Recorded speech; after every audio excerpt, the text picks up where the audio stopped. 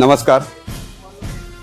स्वातंत्र्यवीर सावरकर राष्ट्रीय स्मारकात आपल्या सर्वांचे सहर्ष स्वागत करीत आहोत. आज 77वा प्रजासत्ताक दिन आपण साजरा करत आहोत आणि ह्या कार्यक्रमाला प्रमुख उपस्थिती आपल्याकडे संभाजीनगरहून स्वातंत्र्यवीर सावरकर केंद्राच्या कार्याध्यक्षा श्रीमती स्नेहल फाटक आज उपस्थित आहेत. आपल्यात INS कर्नुसाच्या जे विनायक पाटील सर आहेत आणि कार्यकारिणी सदस्य श्रीमती सरस्वती अर्जुन अवॉर्डी आज आपल्या ह्या प्रजासत्ताक दिनाच्या ध्वजवंदनाला आज उपस्थित आहेत.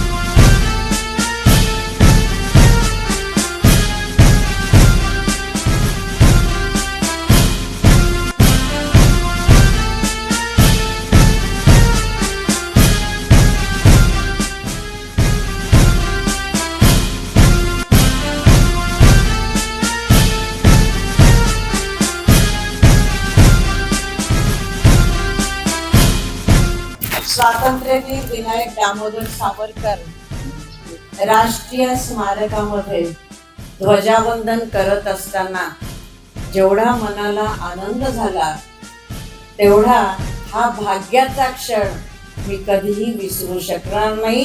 हा एक अविस्मरणीय प्रसंग आहे. एक सामान्य कार्यकर्त्याला ध्वजारोहण करण्याची संधी स्मारकातले वराडकर यांनी मला दिली. त्यांचे खरंच मनापासून आभार मानते. आपण खूप काम करतो पण त्या कामाची पावती या निमित्ताने मिळत असते. सावरकर अंदमानला जेव्हा जाऊन आले तेव्हा असं वाटलं होतं की मुंबईमध्ये आले की आधी स्मारकाला भेट द्यायची.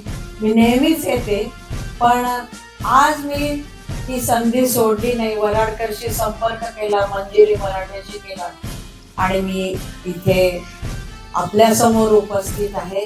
बोलण्यासारखं काही नाहीये पण तिरंग्याचा सन्मान, मातृभूमीचा स्वाभिमान, मातृभूमीबद्दलची अस्मिता आणि ज्या क्रांतीवीरांनी बलिदान केलं त्यामध्ये स्वातंत्र्यवीर सावरकर क्रांतिकारकांनी जे बलिदान केलं ते अविस्मरणीय आहे आणि त्याचा विसर होऊ नये एवढीच माझी इच्छा आहे.